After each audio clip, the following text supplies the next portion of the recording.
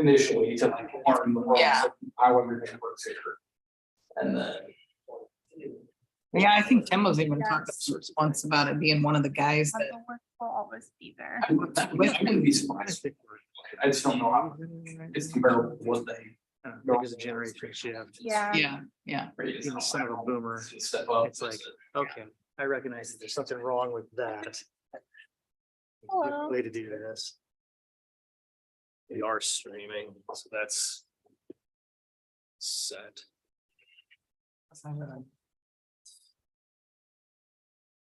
So recording and streaming. Deal. Recording to the cloud, streaming to you. Yeah, but that's a recording too, isn't it?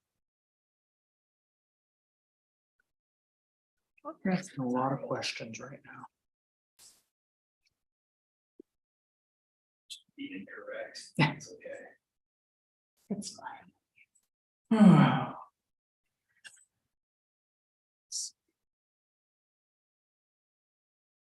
Hillary, Donna's calling. Okay, so Okay, that's what I'm trying to figure out is who might be on Zoom that I'm not aware of. We got AJ, got Steiger.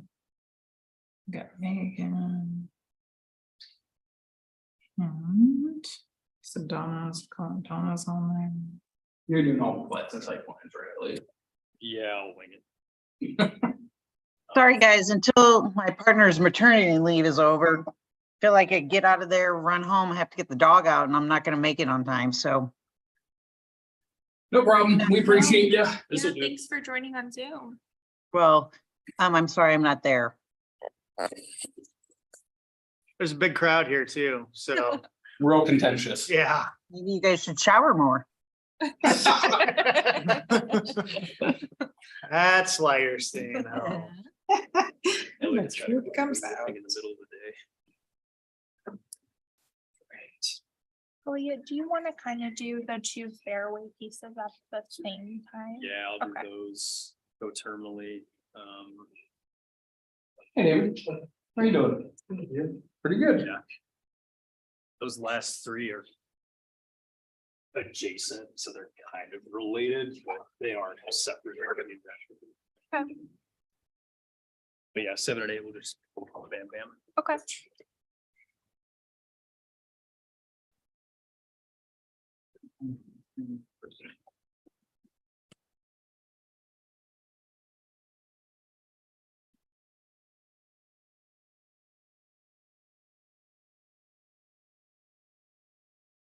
Oh my gosh, are you bringing notes? Mhm. Are you bringing notes? Or are you making notes? This is where I make them so that I have them all together. Okay, that, So. that's probably a good plan. And then it's full and I don't need them anymore. Throw this little thing in the microwave. Yeah, we do it in August. Yeah, it's kind of where we're at. We're. Oh, is it one of those? Second week of August with Yeah. stuff. If I want to keep it, Oh, take a picture. 2 week window. where we can- So it's got the QR code in the corner, so it like files it away all. Yeah, that's cool. Travel. and stuff like My that. daughter Very does fancy. triathlon stuff, so Okay. it's through that, it's just all private stuff. Sarah had something that was But most of those. more like a tablet Same thing. where you could like write on it, but it did the same thing where like it would. It had like a QR code and it would like file it away for you, so. I got one that has 4 corners. Mhm. 4 corners, but QR, so if you have like a big thing on the wall, you can take that. and it'll- Ah. Busy all summer.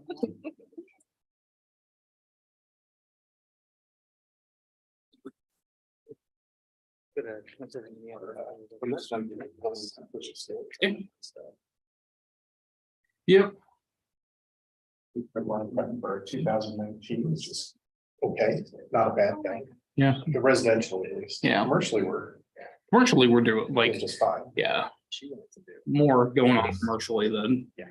Really any time that I've been here. Which I can put that over. Yeah. Residential. The year that we did Windsor and Mike Whole Foods, even though those were just 2 projects, She's with now really high value. Yeah. When she was. But- well, Extra. And that's what it's just low. Yeah, 4 or 5 times throughout the year at different times. did Brandon send us a site plan yet? She just medical. Yeah, so we're reviewing. Sorry, that. the end of that. Yep. Hey, Joel, pretty good. Yeah, so. One should be, Are we all good on the technology area? yes, that'll be next fiscal year, but. Started since we've got a lot tonight. I will now call to order the May 22nd, 2023 Planning and Zoning Commission meeting. Hillary, would you call the roll, please? Thompson, Oh, it's 5:45, Oh. sorry. sorry. Steiger. Here. Samuelson, Here. Forst. Grant, Here, Brown. Reginator. Here. Item number 3 is the approval of tonight's agenda. Are there any changes or additions to tonight's agenda? Hearing nothing, I'll entertain a motion to approve the agenda. Start motion. All in favor, say aye. aye. Thank Oh, you. sorry, Thank you. I I didn't was gonna read. ask. Item number 4 is the approval of the May 8th, 2023 minutes of the regular Planning and Zoning Commission meeting. Any changes or additions to the May 8th minutes?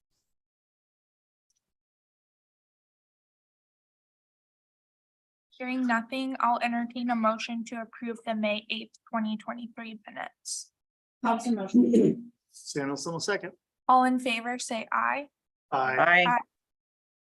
Item number 5 is welcoming of guests and public comments unrelated to agenda items. Are there any members of the public here in person or on Zoom who wanted to make a comment to the commission tonight?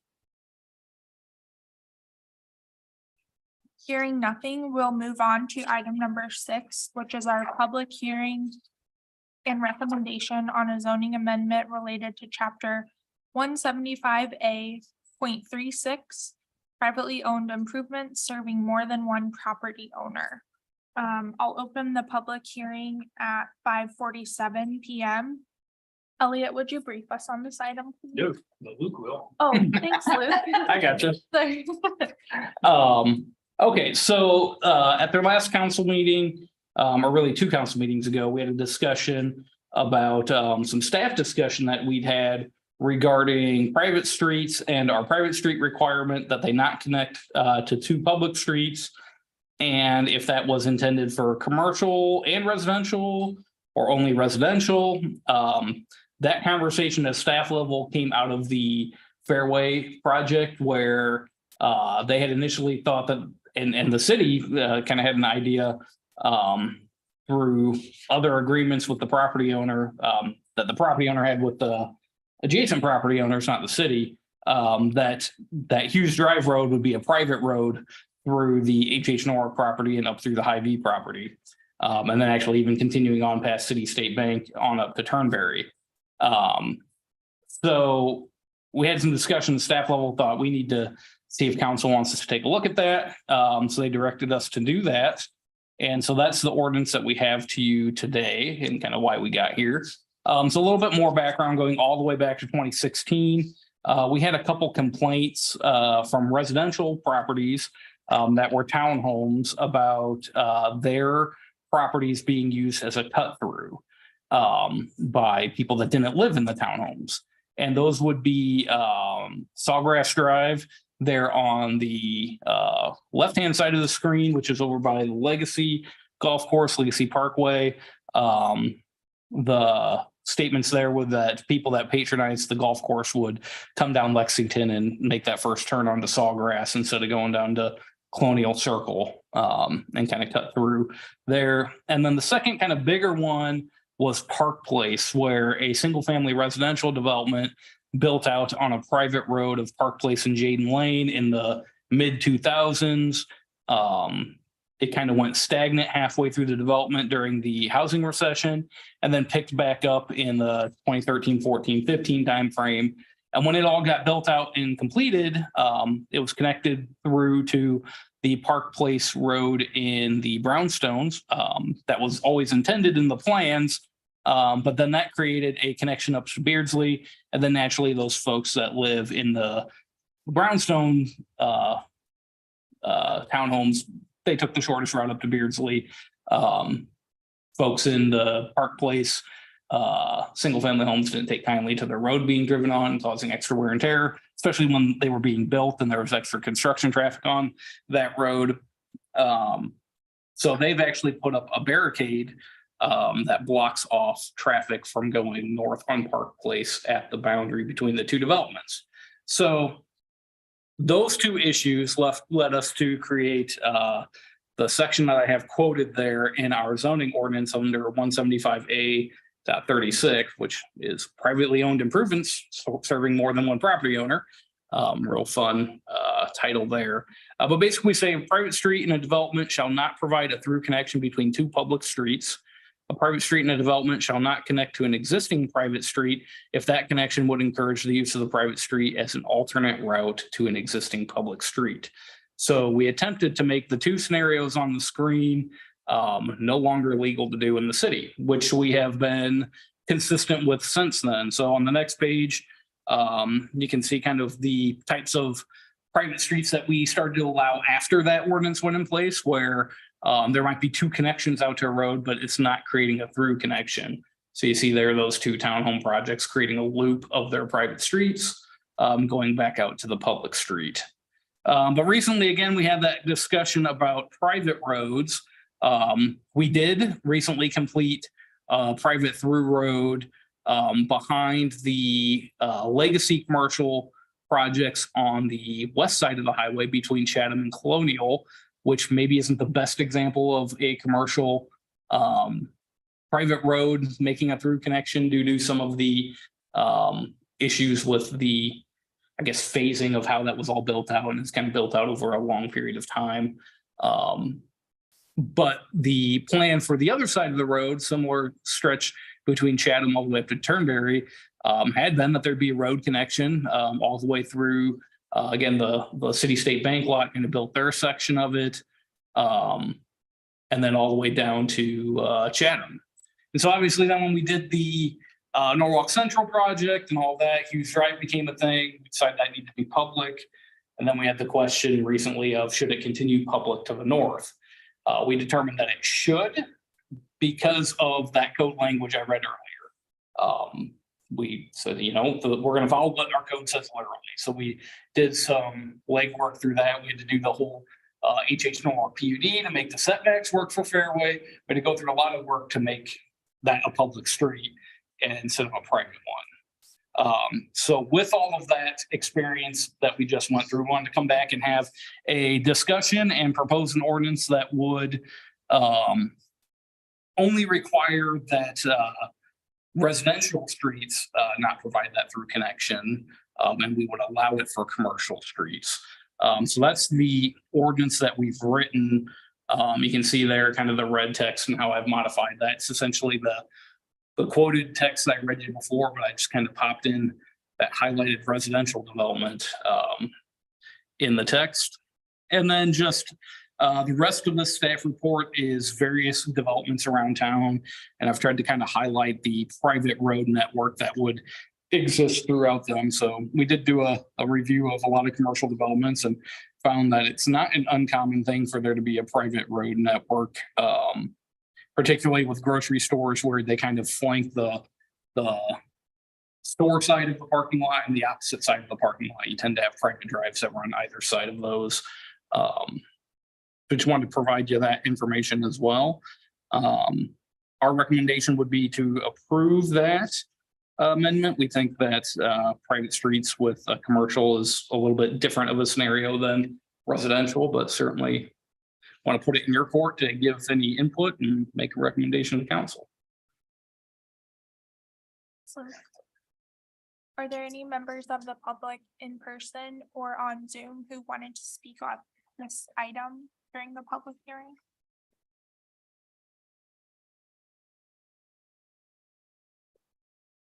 Any questions of the commission for Luke? So we talk about residential to residential. Mhm. Your new statement talks about commercial to commercial. would we ever have a commercial to residential private street? And do we need to account for that? What I mean by that is a residential tagging onto a commercial private street. Yeah, we might. Like if they decided to put apartments adjacent, say somewhere off of what we're looking at now for Hughes Drive, I know it's not in the plan and that's not what's Yeah. gonna happen. But would that create a potential issue? When I look at Hughes Drive, in my mind, that wants to be public. Sure. I don't think that wants to be private. Mhm. And I think looking at most of the examples you threw out there, I feel like most of those they're a little bit self-contained. They're more essentially like driveways through parking lots. More than anything else. The one for where there's the Hilton Garden Inn and Smash Park, that one's a little bit different. That is different property owners within the parcel, but most of those, it's like Yeah, it's a majority of one owner that's responsible for the entire thing, right? I'm assuming even though Costco's got their lot and everything else, that it still all falls under whatever used to be known as General Growth Properties or whatever the entity that owns that property now. So I guess knowing what problems we've had with private drives, I think Donna would probably agree with me, is that I mean, her problems would be solved if that street behind her property on the other side of the highway was all public. yeah, Right? I mean, that would be. I feel like there's another level to it than just as simple as what we're doing here. okay, I kind of agree with you, right? I mean, there's an option, like back to that Hughes Drive, if there's multifamily residential off of that at some point in time. Again, not in the plan, but if say Hy-Vee sells their lot and they want to do something different. I think we'd be okay with like a private drive with a private drive coming perpendicular. I think what the concern that maybe you guys would have would be like going back up to the jump back up to the existing one of Park Place. Right, would be, let's say with Park Place, that was a high density development to the south. Yeah. Well, I mean, it is a higher density, right? But let's say that was commercial to the south and then we did an apartment complex there in the middle. And it was a different user, different property owner, but we had a common private road that then connected up to that public road. Right. That would be potentially problematic. Are the drives that are adjacent to Colonial Circle that the Hubble development's going on now, are those private or are those public? Those ones are private. Okay. Yep. Because at one point in time, between the daycare building and the orthodontist building now, there was a contemplation of kicking that east-west road all the way through to that. Yeah. And that would again be private, that'd be a private residential to a private. Yeah. commercial. And I guess I'll clarify, like all of those sawgrass, like the very first kind of alleyway, if you will, those are all private. When you get to the east side of the circle, you have some of those units right along Colonial Circle. But then there's also the other single family that connects from Chatham up to that. That road is public. From the fire station north. Yep, through, to Chatham, that one's to public. Colonial. Yep. Because that's a through street, right? And that's. Yeah. Under new. Yeah, so there, definition. the circle take continuation is private, the one to the east of it is public. And then you go back to private again in the commercial development.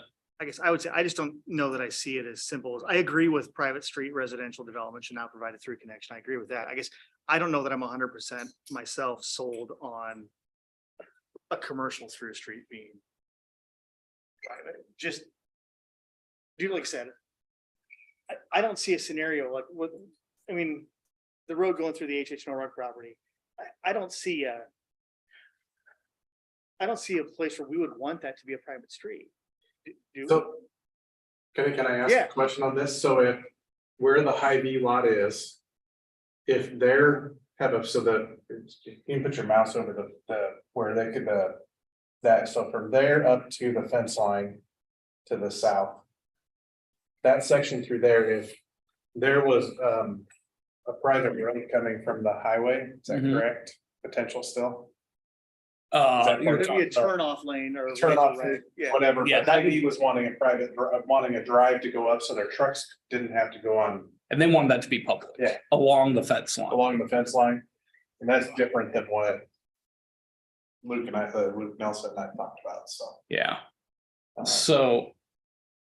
One of the, Because at one point we were discussing that Hughes would be public up to that fence line and then be private after that because it would be potentially Yeah. behind the store. And you'd be entering the store's parking lot at that point, so there would be a good break at that point. yeah, so. agree with what you say about Hughes Drive feeling like it should be public. Right. When you look at like Hughes Drive, it isn't coming north from Chatham. But when you look, at least this is my thought, when you look at the Hy-Vee parcel and you look at any other grocery store lot, that red line that Elliot drew is almost always a private road because all of the parking lot aisles dump right out onto it, right? And so from a public access standpoint, we normally wouldn't let that many drive aisles from a parking lot dump right out onto our public street. We could change our requirements to say that would be okay, but if that red was a public road, the parking to the east of it would tend to have one or two drives into the parking. There'd be some landscaping beyond it and more than just a parking island. So you eat into the Yeah. you get into parking that space that's available there. Like, I agree with you. I think like the Hy-Vee parcel and the parcel to the north, we're gonna talk about later tonight. I feel like those probably want to be private, right? Or could be private. I guess, are we handcuffing ourselves with this to the point where there's somebody that's gonna develop something that we think should be a public, I guess, do we have the authority if we change this, that if there's a parcel or something that goes through like this that wants to be public, that that the developer can come to us and say, well, your code says we can do private roads, so we're gonna do private road. And I would have to look into that more. I guess I don't.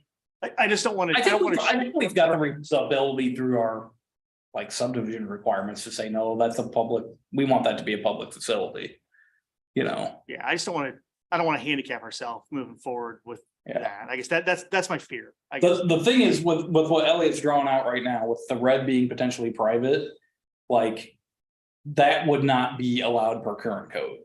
Since we started Hughes as Oh, gotcha. public, it's got to be public all the way. And so really even what we're doing later tonight with the 4J stuff and continuing that private drive up to Turnberry, we really shouldn't do, but it's like, what do you do there? You're not going to have half of that be Right. public and half be private, right? But Because per our current city rules, that shouldn't connect between Colonial and Turnberry with a private drive. I guess my only objection would be is that are we handcuffing ourselves to the future where we know that there's some sort of development road that we. Because in theory, if somebody's gonna build a commercial development, they could put entirely private roads inside of that development that connected to all kinds of stuff. Right? Yeah, I mean, zoom over Elliott to like the north of Greg Young, which would probably are their big undeveloped piece, right? Like, I mean, that's another area where you've already started a private road down. Well, not that, but I was talking behind McDonald's even, right? So, you know, at some point, like, since that's undeveloped ground right now, we've been having this discussion in the department a lot about undeveloped ground versus development ready ground and what it takes to go from one state to the next, right? So what we probably want to see on that is a preliminary plat or, you know, some either a PUD master plan that's going to give us a street layout or a preliminary plat that's going to give us a layout that says this is what we as a developer would like to see with that. And then we have the ability in that, I think, to comment and say, yeah, that works. Doing the McDonald's drive all the way down to Turnberry as private, we're good with that. But maybe we want an east-west road in the middle of it to be public. Right? Like, Yeah. I think we have the ability to say that. If they showed it as private, we'd be like, no, we think it needs to be public. And then there's, you know, some negotiation between there. Yeah. Just But I knowing don't think our zoning would preclude us from having that discussion. Okay. Just knowing the problems we've had with private roads and getting those repaired in a timely fashion. It's been a hassle for you guys. It's been a hassle for the community. And even the current Medicap entrance is it's the same way that McDonald's was a year or two ago. So, Which, to that point, one of my update items is repairing it. yeah, So, I heard that council update Yep. first thing. So I guess I have no problems with the policy as long as it doesn't handcuff our efforts in the future to maybe push for a public road and so. And one of the things, I'll talk with Jim tomorrow, depending on what you guys recommend. I mean, I can get with him and we can fine tune that based on if that's an emphasis that you want to make sure that we write it in a way that it doesn't. I mean, if I'm on handcuff base and us. silly and idiot, you can tell me. I'm not gonna be offended. So, I mean, does it seem reasonable? To me, it doesn't. Yeah, okay. My opinion doesn't really matter to it. That's your guys. You're not gonna hurt my feelings if you say what I wrote is stupid and you don't want to do it. That's all right. Won't be the first time. The reason why I asked the question to begin with was because have you heard do commercial property owners appreciate the extra traffic on their private roads with the hopes that people are gonna pull into their commercial property and be a customer? I think there's a little, I don't think it's as intense of a thing with, Can I attest to that? yeah, I was gonna say, Donna can Well, speak. I mean, right behind me. All the way to the old Medicap, from Norwalk Family Dentistry all the way down. Behind me, private, You're cutting out pretty good, and Donna. we have traffic galore. And it is taking a beating out of our concrete, our curbs, because we get semis through there, Cisco semis, we've getting, and so I'm no fan of the private street, and I take on everyone that wants to get quicker up the street. So right behind my building, that little strip behind the bank, behind, the old Medicap. Yep, that. Isn't that private? I swear I pay that with yes, Hubble. It is. Okay, well, I will tell you, it's public. It gets used as public. yes, no doubt. Yep. And it is horrible. Semis,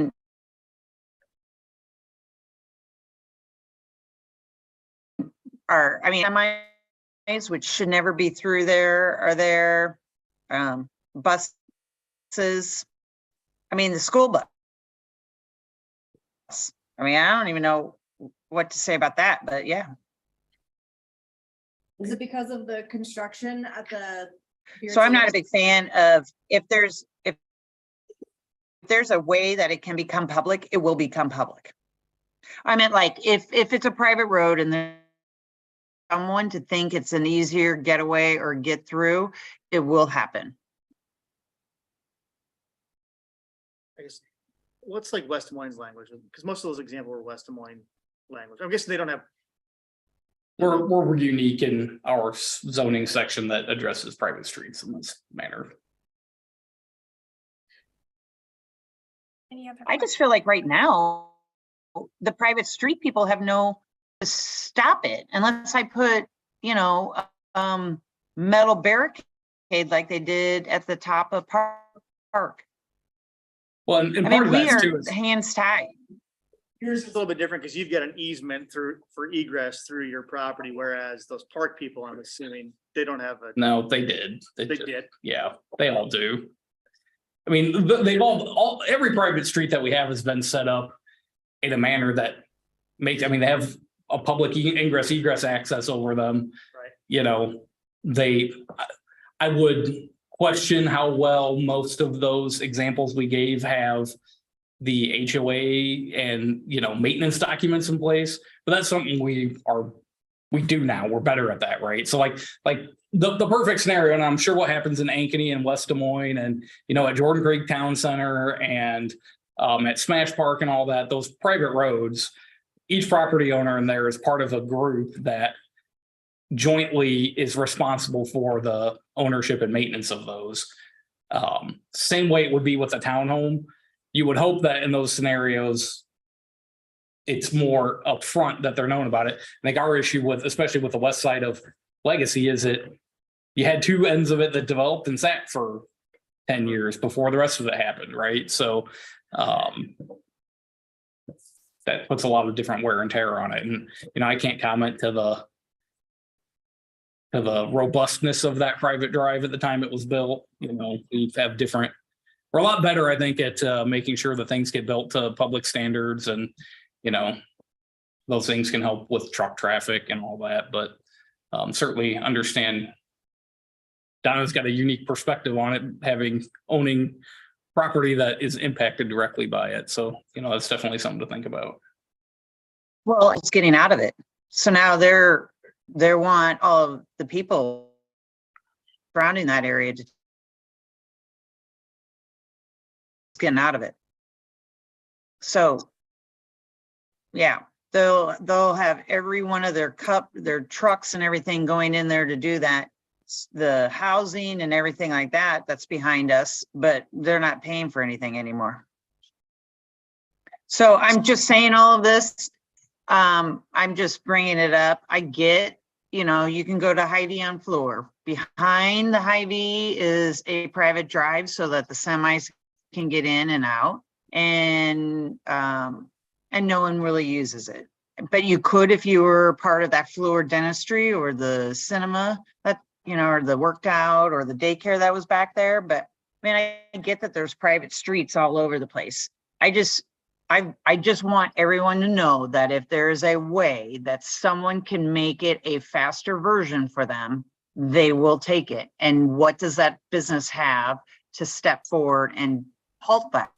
I would say us our hands are tied. I mean, so I get it. It's the way the world goes, and it's probably what we have to do. I just want, you know, fair way to know that if there's possibility, this is what's going to happen. Is there a way to, I guess. I figure out a way to. I feel like in a lot of these developments, like I said, in West Des Moines. Yeah, I guess probably those hotels are all on separate parcels, so it doesn't make any sense, because. Again. Maybe it's something about it being are allowed to connect through when developed as a common development, right? Yeah. Or like, it's kind of back to what Andrew was mentioning, like you have one and then the next one, but they're different people, right? But Oh, like that's a smart the idea. Smash Park thing was, I'm sure all those lots in that private drive through Smash Park and the kind of traffic circle in the middle. I'm sure that whole block, that big block was planned out by one developer. And then they sold off those different parcels to different users with the understanding that when you buy into this, you're So different it's than your what Donna did. responsibility. That's So no different than what Donna did 25 years ago or 20 years ago, right? And that same thing was all kind of platted out as a commercial development, and the Hubble sold it off as individual parcels, and they all. yeah, I think it probably would have worked better if they just would have built that private drive the entirety of the instead Entire of, length, and so everybody was dealing with it the same yeah, way. because I would speculate that this was likely built out at least with a couple of those. Yeah. Maybe not the northern one since it kind of kinks around, but you know, I would think the main pieces. But but you don't know if Hyatt, Hilton, or Smash Park or the Vaginal Rejuvenation Iowa is happy with the way. Sorry, it's just funny that's what pops up there. But if they're happy with that private drive, I mean, they may have been forced into it Better make the minutes. and stuck with it. Doesn't you're mean right. that they're happy with it. I think her Yep. cell reception is a little crackly. Sorry, I just had to point that out. Well, and it doesn't seem like something we can get into the nitty gritty of that, because that's like a private development issue, right? Between the people who would end up purchasing those lots. Yeah, the main thing we would do in those regards, similar with the townhome, is making sure that the mechanisms are in place that ensure that there's proper maintenance of them. And again, I can't comment on how that was done on those past developments in Norwalk, so I wasn't here during them, but you know, that's certainly something that we pay attention to now.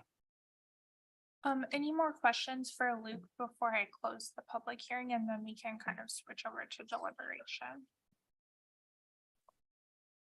We'll close the public So hearing we at can- 6:13.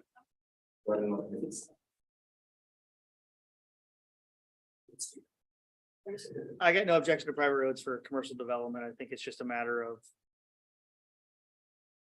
how we state that and how we still have the ability to not necessarily force it to be a public road, but the ability to at least have the discussion of, is this public? Does this want to be public or does this want to be private? So that red text probably needs to be rewritten, at least based on what you're talking about, AJ, to include some more detail about ensuring that the city has control over where commercial private drives go to. And I don't think there's a black and white blanket statement that we could throw on there that would clarify necessarily those particular situations. Yeah. It's, and it. I don't know that, maybe there is, I don't know that there is, in my mind, I don't know if there is a way that we could lay that out so the developer reads it. There's probably some, that's why I'll sit down with Jim with that red text tomorrow and just. Depending on what you guys vote on, not to be presumptuous, but You know, I don't know, how often is this an issue? Can we not do this case by case as it comes up? Why do we have to make?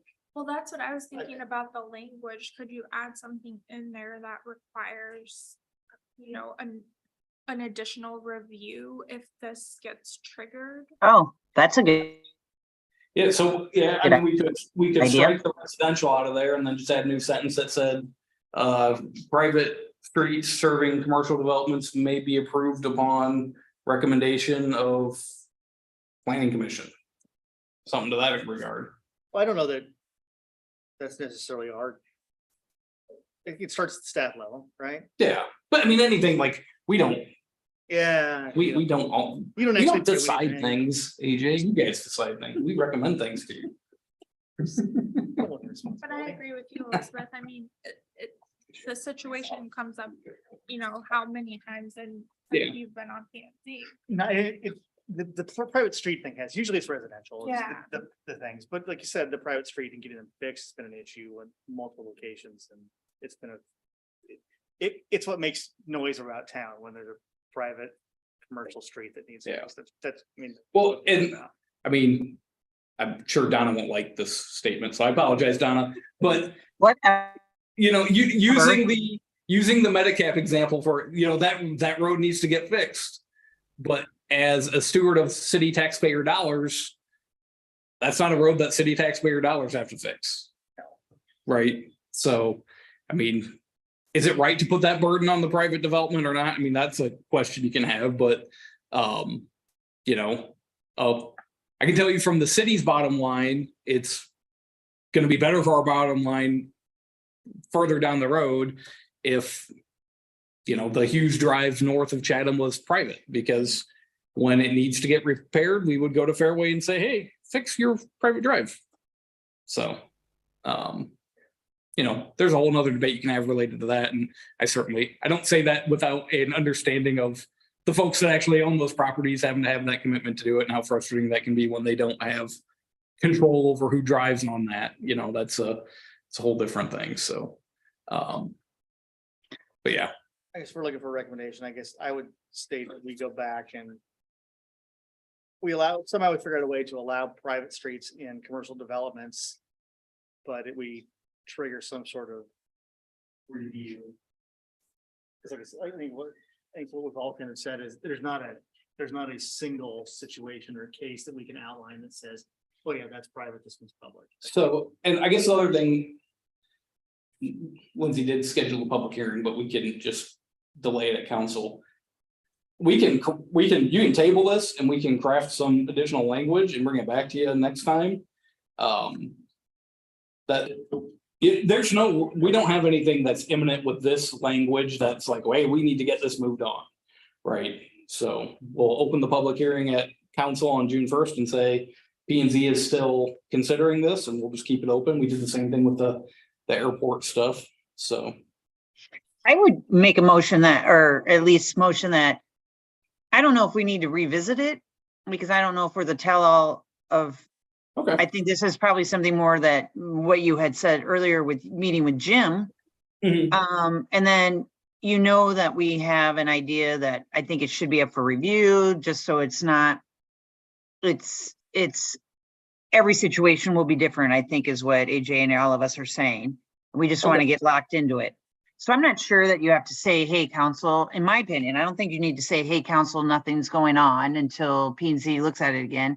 I would trust that you and Jim, and then if you talked about it, said to the council, this is what P and Z was worried about, but here's what Jim and I came with. Maybe they would be able to suffice and figure it out from that. Yep, we can totally do that. I mean, that's up to the rest of the P and Z board, but that's my opinion on it. I would agree with Donna. Yeah, I mean, I don't think I don't think tabling it's necessary. I don't think you would come back with anything that would fundamentally change our opinion, I guess was what I Okay. was thinking. So I will entertain a motion. Or a recommendation that the staff edit the proposed language to account for a case-by-case review of situations involving privately owned improvements serving more than one property owner. For commercial For uses. commercial businesses, yeah, purposes. Samuelson, a motion. Hillary, would you call the roll, please? Grant, Aye. Thompson. Aye. Steiger. Aye. Samuelson. Aye. Reginator. Aye. Thanks, everyone. Okay, we're gonna handle items number 7 and 8 with separate motions, but considering the staff reports together on Fairway Stores Inc.'s request for approval of their preliminary plat and their final plats.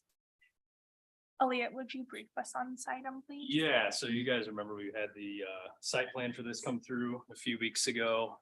We're kind of backfilling procedurally because they were trying to meet some timeline things that we were accommodating. Typically, we would do preliminary plat, site plan first and then final plat.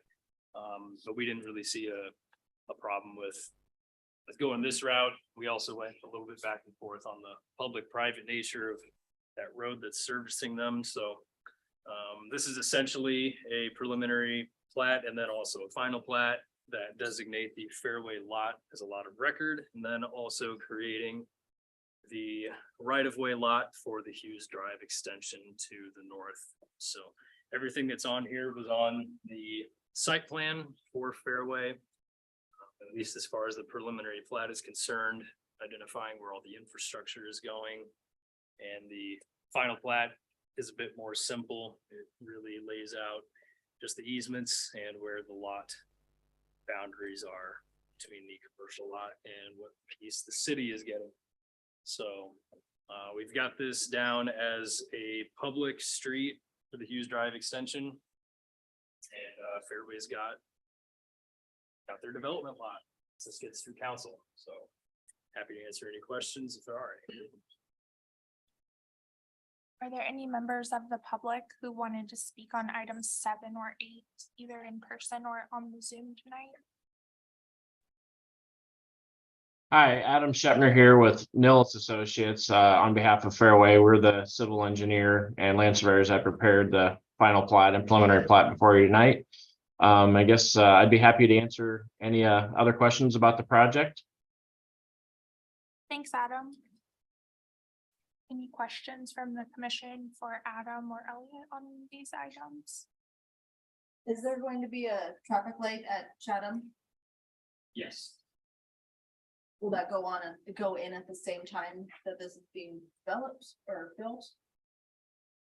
Probably, I don't know, Luke, what do you know about the timing of signalization at Chatham? Oh, man, I'm gonna butcher this. I just heard something about it where I think we're making progress towards it. Can draw a blank on it. I know I heard something from Wayne recently about getting it going because of lead times on actually getting the signals. I mean, we still have some issues with sourcing of certain materials and things in this world, so traffic signal is apparently one of those. So, but yeah, I believe there's progress going towards it. Any other questions or deliberation by the commission? Did that fencing issue around the cooling system, whatever it was, did that get passed? Yes, they went through Board of Adjustment, so.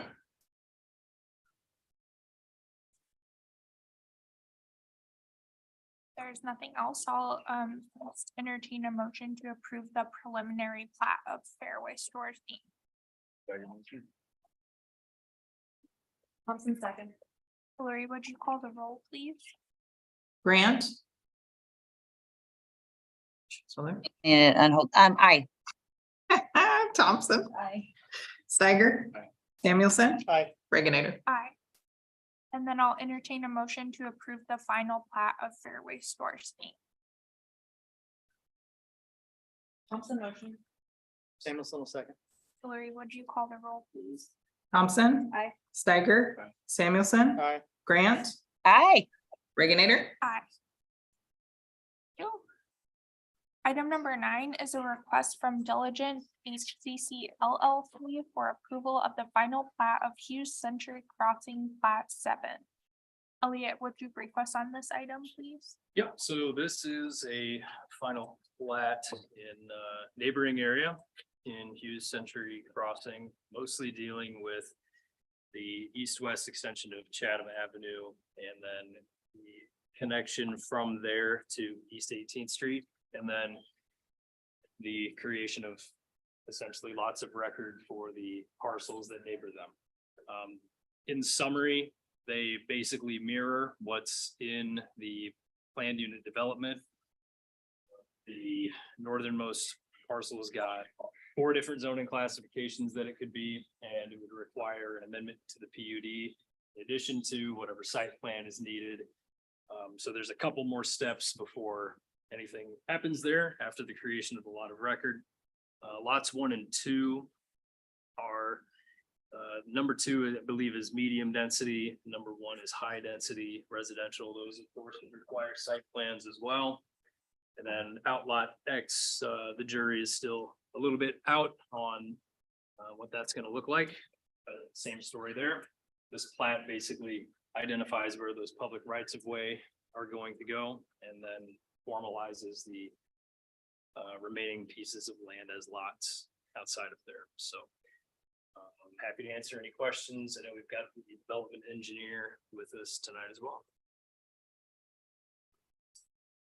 Are there any members of the public who wanted to speak on item number 9 this evening, either in person or on the Zoom?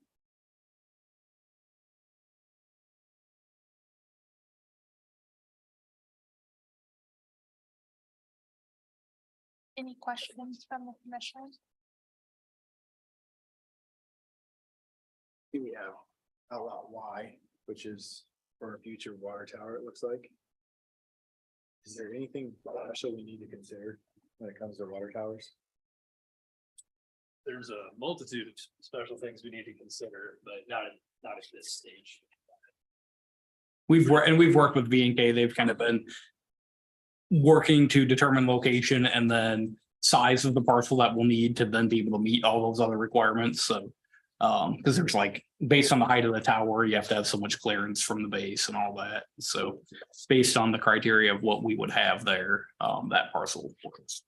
Sounds like it might be getting bigger. At least according to the discussion at the council last week, Potentially, yeah, 1.5 million. Yeah, we may come back. Or whatever. we may come back at some point, depending on how that shakes out, but yeah. Well, follow-up question. So most water towers are now cell towers too. Is there anything we need to consider as the water tower becomes a cell tower? That will be kind of a separate process, because what they do is they mount the antennas to them.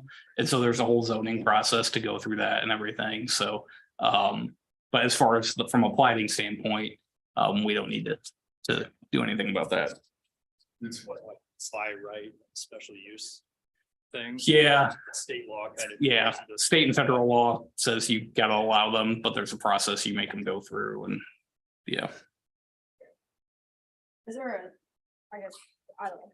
Is there a process that they go to determine that we need a tower here? I mean. Yeah. From like what I thought we said, like a lot of the growth is south and west. Yep, so McClure Engineering's done a big like master water study of the entire community. And then modeled in where we have growth areas and all that stuff to study that. And so part of that study, we had a water tower component of it where they identified locations that would suit best. And so, I mean, 2 things you're looking for is 1, having it on like kind of on a main feed somewhere, right? Connected stuff. But the main thing is getting it to the right height, right? You don't want to build a water tower down. Well, you could, but you'd have to build it super tall because you need to get it to a similar height as the other water tower. So the elevation of the ground is one of the primary factors. And so that was one of the best spots that worked for that, as well as being available was another huge factor, is actually being able to get the land. And then I'm probably speaking a little bit more than I know about water planning and stuff, but I believe the fact that our current one's kind of on the kind of at the end of the line. So we have a pump station up at Echo Valley Drive. So that's where we connect to Des Moines Water Works. There's a pump there and a meter that meters all the water that comes in the community. And so most of the water pressure that folks get in Lakewood and Legacy and all that comes from the pressure that's built up from that pump, not necessarily from the water tower. So having this new water tower be more central to the community helps with that pressurization and taking some of the load, I guess, off of the pump station. So Not far from where the original water tower used to stay. Yeah, that's true. So will the new one be larger than the one that's over by Orchard Hills? Is that what we're saying? I think so, but that's a detail that Maybe, Maybe. maybe, Current water tower's 1 million, yeah. mhm. then the new one is proposed. I think the We're study talking- proposed 1 million, but they're talking about increasing the size. We're talking 1 million and whether it needs to be 1.5 million. And would the old one go away? Is that what you're saying? It's then it's line? Nope. No. No, we would have to. We'd have 2 water towers. Big city. Any other questions or deliberation on item number 9?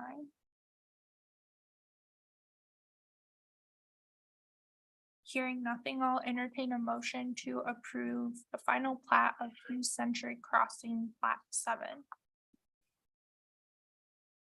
Samuel's on a motion. Steiger second. Lori, would you call the roll, please? Thompson. Aye. Steiger. Aye. Samuelson. Aye. Grant. Aye. Reagan. Aye. Item number 10 is a request from Diligent Development for approval of the site plan of Norwalk Central Retail Building. Elliot, would you brief us on this item, please? Yes, moving immediately adjacent to the previous plat. This is located in Hughes Century Crossing Plat 5. And this is one of the parcels at the southeast corner of Chatham Avenue and Hughes Drive. Because this parcel is L-shaped around the Fairfield Inn site, there's going to be a lot of visual similarity between this and the next item. This is the retail building that fronts onto the south side of Chatham Avenue with a approximately 8-bay frontage for the retail, the shared parking area being on the south side of this, and then east side of the proposed hotel. This is also just north of the trail corridor that runs across the gas easement in much of Hughes Century Crossing. I think I noted in the staff report that the position of this parcel in relation to that, and then also being pretty close to the city park piece, should factor into the open space consideration. I think adjacency matters here more than the parcel itself and how much impervious surface there is. I do have elevations here, and they are fully compliant with our architectural regulations. So that's terrific. Answer any questions if there are any. Do we have representation for this present as well? Are there any members of the public on Zoom or in person who would like to speak on item number 10? If we could just get your name and address, please. Yep, Joel Jackson, Bishop Engineering, 3501 104th Street in Urbandale. I'm the civil engineer on the project and I can answer any questions that you may have on this item or the next one as well. Perfect, thanks, Joel. Any questions for Joel or Elliot from the commission?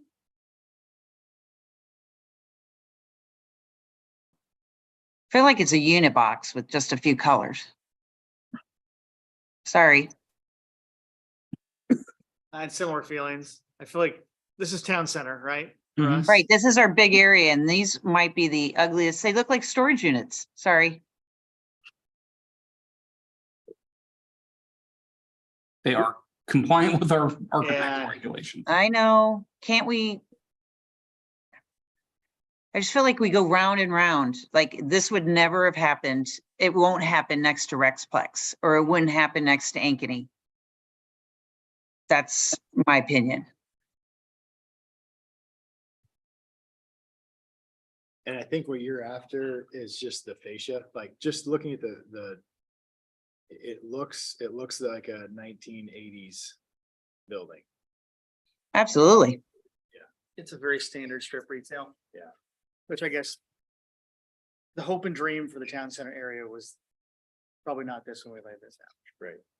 So again, it needs code.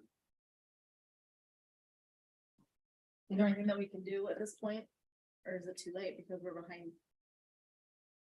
I mean, you can ask for them to take a second look at. I don't know what you would want to change with it. I mean, Can't at you that do point, some it's just a request of the developer, right? Like, you know, you want each unit to be a little bit different in height, you know. Does the signage maybe help once the signage is up there and differentiates each unit differently? I don't know. No. I'm sorry, it just, no. I'm glad I'm gonna go on record on saying no. I just feel like people are gonna drive by and they're gonna expect Norwalk Central. If we're gonna move the library, you're gonna wanna move that. We're getting the new fairway, this whole area. We went for an hour with Fairfield or whichever high hotel on how to make their hotel look a little better with what our development ideas give them, right? Or how they work it. I just feel like we're given this building and we're supposed to say yay. I just want to go on record that says, I do not like the look of that building.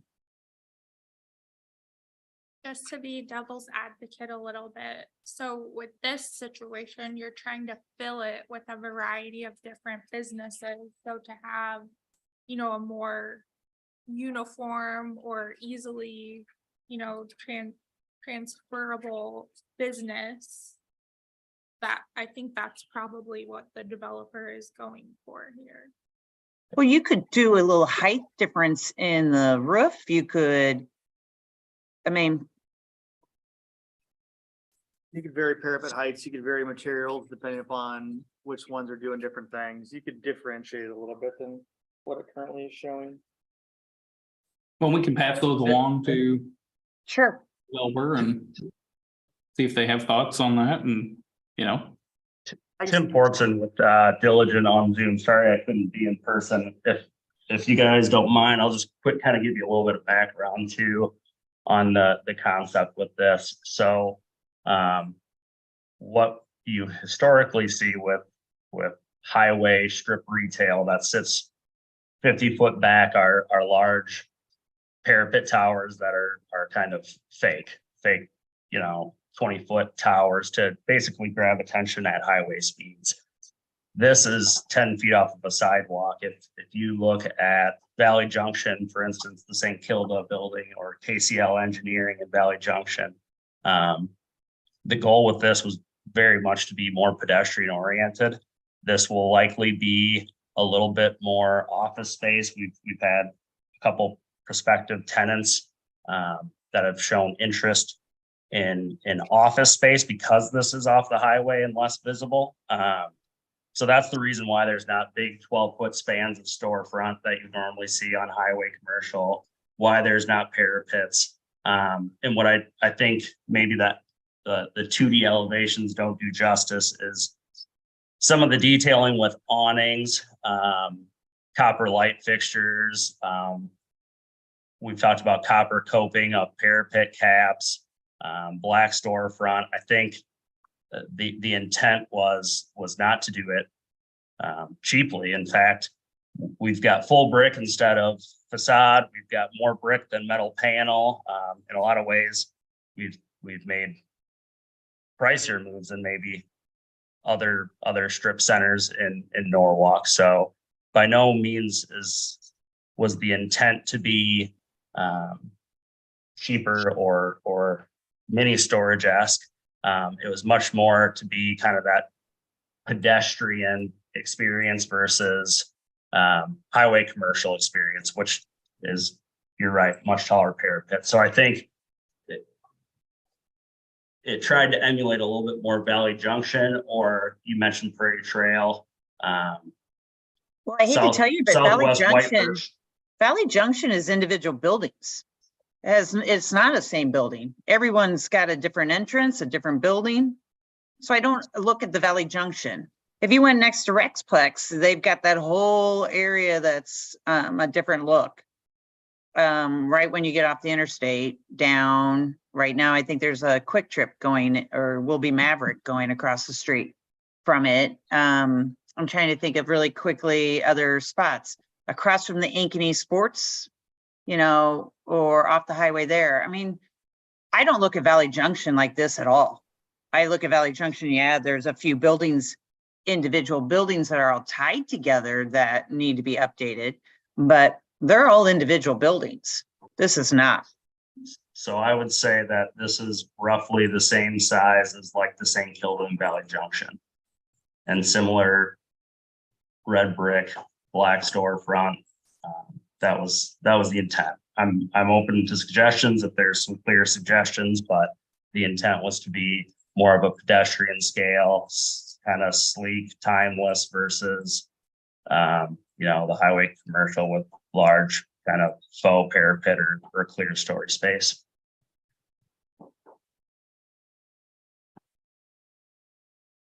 So is he saying that when he uses the term pedestrian, this is something that he wants, like it's a destination for people to walk to? Is that what So he's saying? the way that Elliot jumped back up to so Chatham kind of runs through on the north there. And then you have parallel on-street parking, you know, pavement does pavement go right up to the curb edge from a sidewalk perspective, or is there like a grass strip there? I think it goes right to the curb edge because parallel parking. Yeah, so basically you go parallel parking, curb, sidewalk, essentially up to the front door. I mean, it doesn't, see, I think what, like, it's Oh, not. so very- there's a little bit of grass It's there, not, but it's not inviting in any way, how it looks as to me. And if whatever, like, if this is supposed to be our crown jewel, this Norwalk Central, and you want to get people, like, when I see that rendering, it's not inviting in any way. I don't understand. Maybe I don't know. It's the a storage place unit. That he's modeling after. Do you know what that is? It's just a newer part of Valley Junction. Is there a picture of it? Like LA can pull up It's just a building. I mean, and St. Kilda has a heck of a lot more windows, I believe. While we're pulling that up, I must have missed a meeting. I thought when we first started talking about this Hughes Crossing area, this was gonna be first floor retail. And then residential. Yeah. it is legal to do that here. Yeah. Okay, we don't really have anything saying that has to be there. So that's where we end up with, you know, it's difficult in these areas where I think you're all right, you know, it's gonna be viewed as the kind of prime new thing in Norwalk. But all we can do from a city standpoint is set regulations in place, and I guess technically we could say this has to be a commercial residential up top, but we typically tend to give people a list of options and let them build out. Keep going around. Right. That's not the street view. Yep. That's the parking lot view. That's the, So again, you know, our code talks about percentages of materials and varying materials and those types of things. So it meets our code requirements. I think what I'm hearing from you all is that it's probably just the sameness of the expanse. So I guess thought for Tim, I guess, as we move forward with that is, you know, the St. Kilda building has a couple little, you know, 2 foot maybe jump ups in height above something, you know. But that's one part. We're adding now Yes. 8, 10 of the same thing on there. That's the problem. Well, and what I was gonna add to that is, maybe that changes based on how it is on the top of each unit, so it looks different, right? I think what you guys are getting at is, it's the idea of like, right, And if you put 10 St. Kildas,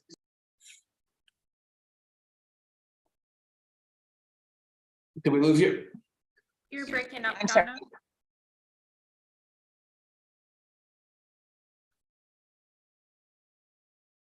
right, you might have lost me.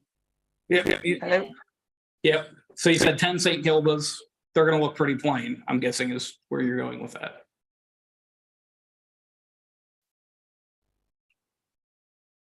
Yeah, yes. So, to me, I think if I can maybe identify what I think where your guys' issue is it's similar to a new single-family subdivision that's built by the same builder, and, every house looks the same, right? Like, we don't, in neighborhoods, we tend to think that sameness doesn't look as nice, right? Like, we want variety to things. So I guess, think there's probably ways to achieve that with I think, if they wanted to. Again, like, I can't go back and tell them they have to do that. right, I think we're all probably a little bit, I guess, I don't know if I say the word disappointed. I think when we set up the town center, looking at like what Elliott's got pocket there, we were all hoping for something like a multi-story building that's on the right. Right, and that would be the pie in the sky. That would be what we would prefer to see for something that's got first floor retail and then multiples of something up above it. Because we're looking at, we're gonna a hotel right on the corner that's gonna have multiple stories. We're gonna have a Norwalk athletic facility that's gonna be fairly tall, that's kind of in the vicinity, and we're gonna end up with a strip retail center that, yes, while it's nice that it's got and we're front loaded on Chatham, right, with the zero setback or with a low lot setback. It's just, I think it's just not what we hoped. Rather, you know what I mean? And like I said, am I wrong? You're right. Zoning sets a baseline. Yeah, I know. That's the reality of dealing with development. You can build a 200,000 square or 2,000 square foot house on a lot, for instance, but you can also build a 500 square foot house. That's part of freedom of choice of having private property. So ultimately, it's up to the developer to decide how our city has to look or will look.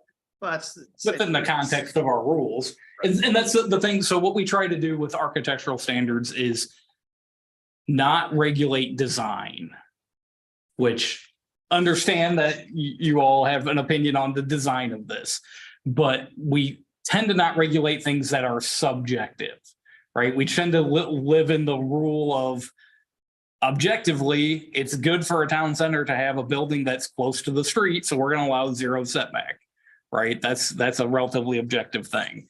I think it's relatively objective that brick is better than vinyl, right? So we tend to set rules for those objective things and then let the design of the building take the form that the proposed applicant thinks is best for their project. we're not, Des Moines has an architectural review board for certain areas of town. We don't. We do not. I mean, it's a hard pill to swallow that, and I don't know who all is a resident of Norwalk, possibly who might be the developer or whoever picks this, but we are residents of Norwalk, and it's hard to be like, yay, this is what it's gonna look like. Because it's up to somebody who is just doing a job following the code within Yeah. a certain budget. It's. I just don't understand why we can't have architectural standards. We do, We do. and this But it meets them. meets it.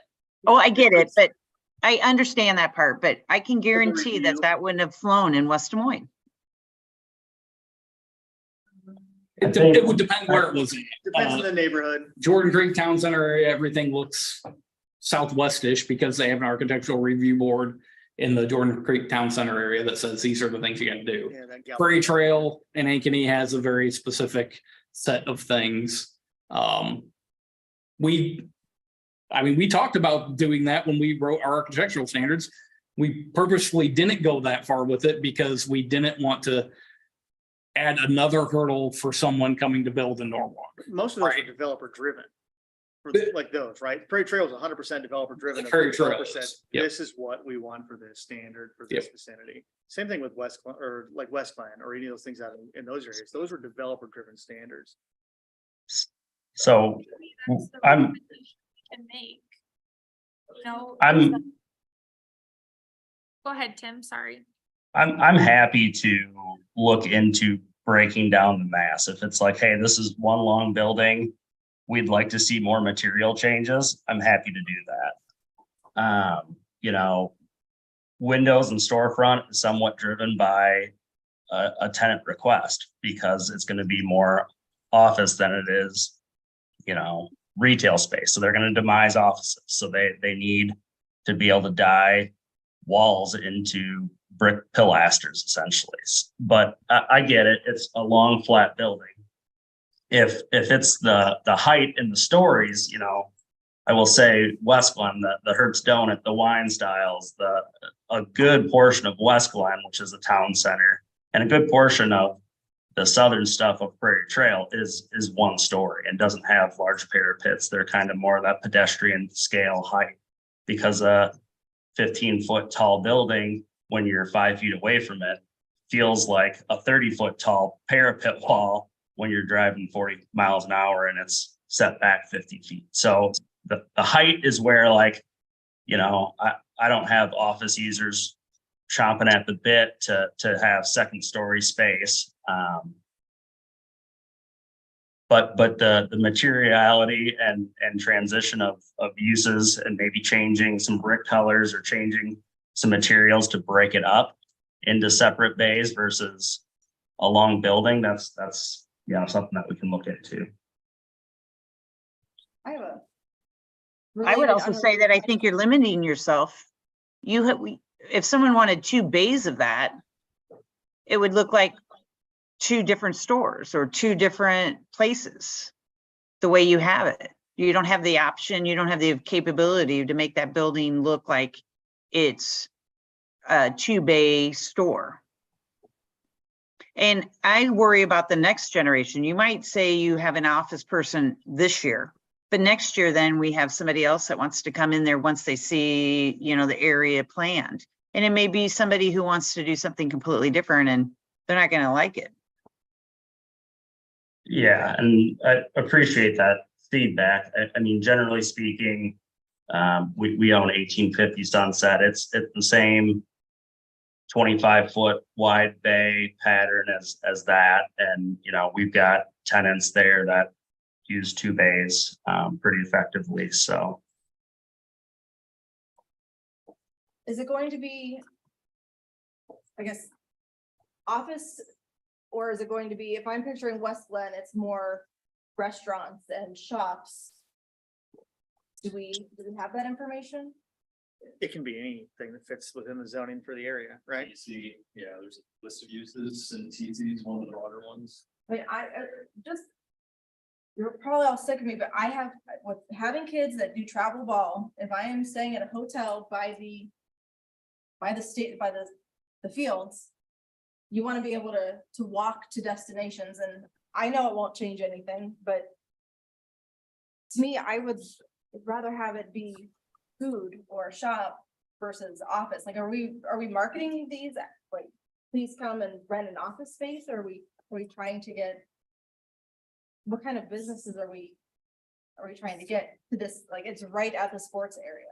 That's kind of who you're kind of catering to. The city is creating a lot that somebody privately develops and they market it. The city doesn't go, I mean, obviously that's Edward Jones or 804 Main, right? Just to randomly pick somebody. And if you have something in that list of uses that's allowed, that's just private property use, Yeah. and you can do that. And I think they've talked a little bit about restaurants being in the hotel section. And a lot of times, Try to- buildings like this, they're not gonna have the same business there for 20 years. Right. They might, if the sports complex blows up in a way that is conducive to putting a restaurant there, that will naturally happen because of economics. And keep in Dude. mind also, just broadly speaking, this is one commercial site area in this development. There's other ones that are gonna come along. But I just don't know if while he was designing it, if he had specific tenants in mind, and maybe that was what's led to how it turned out. Yes and no. We've got a prospect that is more of an office user for a portion of the building, but are we accommodating restaurants? Absolutely. I mean, if you look at the site plan, the west end cap has a 30 by 40 patio that overlooks kind of a common courtyard right on the corner. That also has, that's where you have that big 12-foot spans of storefront to kind of create a big patio door that exits out on the patio. So that bottom left-hand elevation proposed rendering, you can see there's a lot more storefront in that corner because that's likely where we're trying to target a restaurant user. Now that proposed rendering's got a tiny little patio, but if you look on the site plan, it's a very large patio that empties out into the hotel and then empties out into this common courtyard. If you look at the landscape plan, that's right on the corner of the town center. So we're trying to have kind of mass flexibility, but the reality is we've got a pretty good prospect for, a good chunk of office. And, I don't know, I'd love to have 13,000 square foot of restaurants as well, but I don't know that that's the reality today. And I don't know that we want to turn away a business that wants to locate in Norwalk either. So. Research center.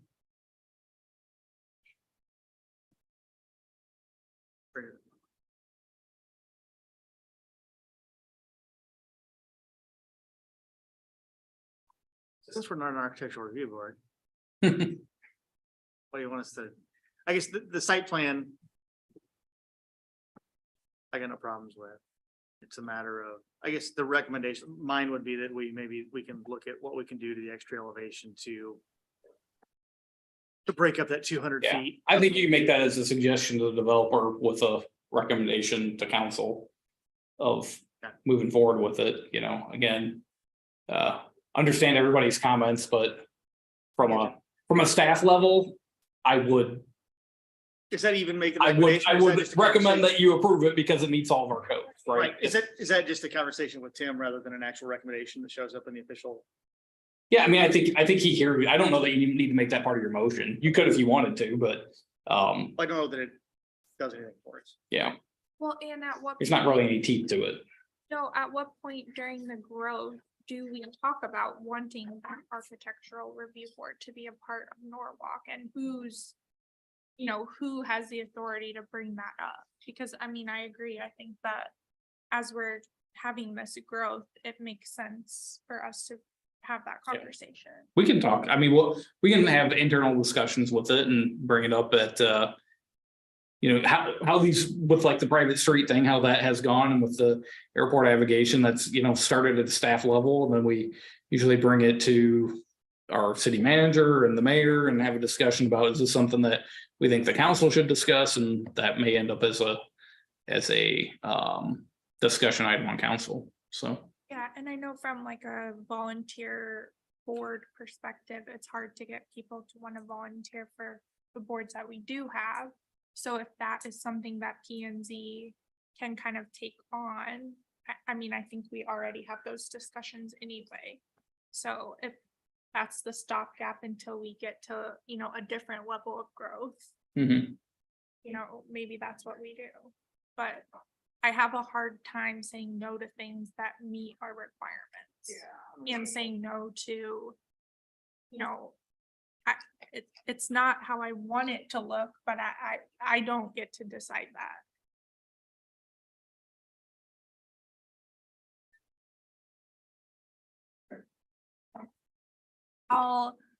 If there's no further deliberation, I'll entertain a motion to approve Diligent Development Site Plan of Norwalk Central Retail Building. Samus on a motion. There's also a second. Hillary, would you call the roll, please? Samuelson, Aye. Grant,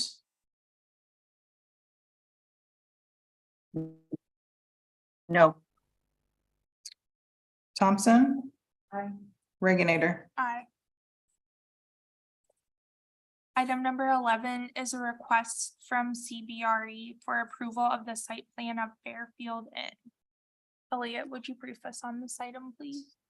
Yep, so a lot of the same kind of site characteristics as the prior item. Got this fronting onto the Hughes Drive side of the property with the shared parking area.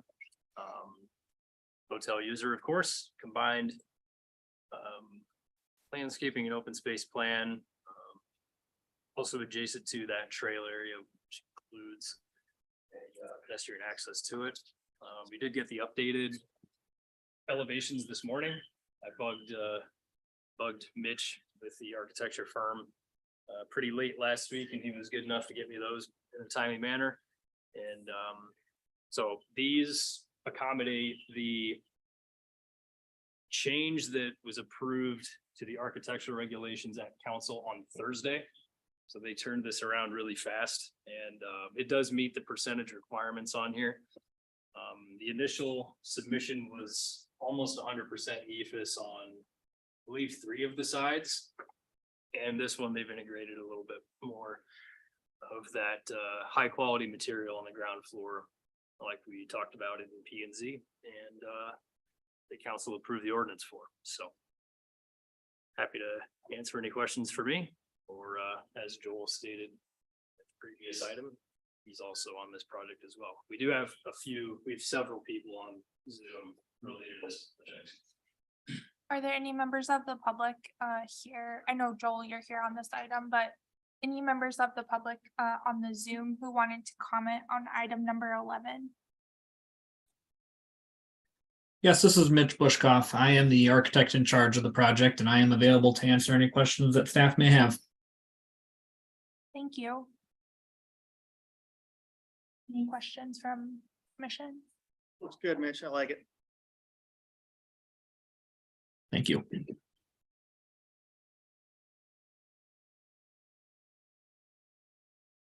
There's no further questions or deliberation. I'll entertain a motion to approve the site plan of Fairfield Inn. Thompson motion. Samuelson will second. Hillary, would you call the roll, please? Samuelson, Aye. Grant, Aye. Thompson, Aye. Reginator. Aye. Thanks everyone for joining us on these items. Item number 12 is a city council update from David Lester. Nothing for us. Thanks, David. Economic development. I don't think Holly's joined us tonight. So we'll move on to Luke's update, community development. Yeah, just a couple things. 9 permits halfway through May, unless we've gotten additional ones today. But so that's Slowing down a little. slowing down a little bit for May, but hopefully seem to be on track for back to more of a normal year. Maybe a little bit on the slow side, but certainly better than fall of last year. So that's been good. I mentioned earlier that the owner of Dimples Dentistry is working to repair and replace the private drive access to Colonial. So that work's coming up. We also got a lot of construction going on with our field house site, Norwalk Central, these new site plans we just approved, the Fairway site, lots of dirt moving, lots of construction traffic out there. So we are continually working with those developers to try to make sure the streets stay clean, that people stay on their game with stuff, because there's lots of eyes on that project, but it's going to get messy at times. So we'll just know we're working on it. We're also working with NRCS to continue to get the easement rights for our North River Sewer Interceptor. We made some big steps with that in the last couple of weeks of getting approval to move forward with the engineering we need to do with that. So we're reaching out to some contractors for that. And then lastly, I've been working on a housing affordability analysis and trying to pair up some housing costs with wage stuff. And so I'm still working through it and exactly how I want to do it. But some interesting numbers from that. Our median sale price of a new construction home in the last 2 years was $376,000. There were only 20 sales that were under $300,000. And of those 20, only 5 were actual single-family homes, the rest were townhomes. And there were 13 of those were under 250, and they were all townhomes. So when we look at what the affordable housing market would be in town for new construction, it definitely skews towards the townhome standard. And those units were, on the smaller side of, 1,000 to 1,200 square foot. Usually a duplex, I think were the ones that were selling at that price point, so. Interesting. Thanks for sharing that. with us. Elliot, any updates for us? All right, our next meeting is June 12th, 2023 at 5:45 PM, and I'll entertain a motion to adjourn. Motion. Second, All in Grant. favor, say aye. Aye. We're adjourned. at Aye. 5 PM. Thanks, everyone. Thanks, Donna. Thanks, Donna. Thanks, Donna. Thank That was a you. really good discussion, everyone. All right. That next meeting lines up poorly with council schedule, so Okay. good chance it might not happen. Okay. Just FYI, but